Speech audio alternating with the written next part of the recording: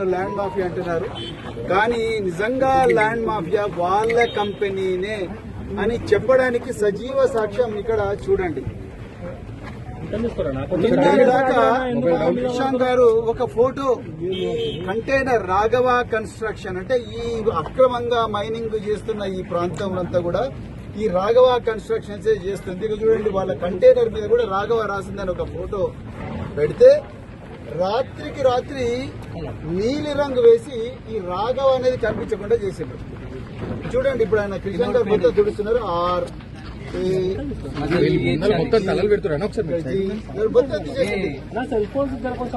తెలంగాణలో ఫోరెన్సిక్ అధికారులు లేకపోతే స్థానిక శంషాబాద్ పోలీసులు లేకపోతే ఆర్జీఐఏ పోలీసులు దయచేసి మీరు వచ్చి చూడండి. ఈ పెయింట్ ఫ్రెష్ గా వేసిన పెయింట్ ఇక్కడ క్లియర్ గా రాఘవ అని రాసున్నది. మొత్తం కూడా పెయింట్ పడున్నది. అయ్యా పొంగులేటి శ్రీనివాసరెడ్డి గారు మీరు తప్పు చేయకపోతే రాత్రి దీని రాఘవ మీద బ్లూ పెయింట్ నీలి రంగు కలర్ వేయాల్సిన అవసరం ఏమున్నది? ఈ రోజు ఈ క్రషర్ బంద్ చేయాల్సిన అవసరం ఏమున్నది? మీ ఇక్కడ పనిచేసే ఎంప్లాయీస్ అందరూ పారిపోవాల్సిన అవసరం ఏమున్నది?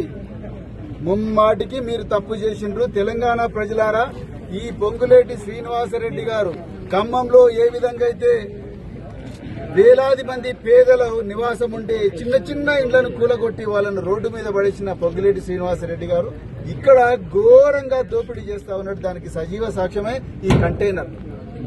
అర్జెంట్ గా ఆయన ఈ కంటైనర్ లో పెట్టి జైలు పంపించాల్సిన అవసరం ఉన్నది.